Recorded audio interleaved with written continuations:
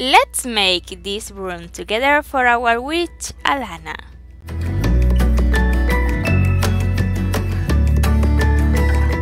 Hello and welcome to your channel GretaWings. Today I want to show you how to make this broom for our little witch Alana. It's very easy to make it. We already have the tutorial in this channel to make this sweet witch. So in the description of this video you can find the link. And if you are ready, let's start. For this broom, I will use Sinfonia brand yarn. Is 100% cotton yarn and is about 3 millimeters, but you can use the yarn that you prefer. We only need 2 colors, gold and strong cinnamon colored yarn. Also, we need some wood. I will use this one, but you can use whatever wood that you prefer.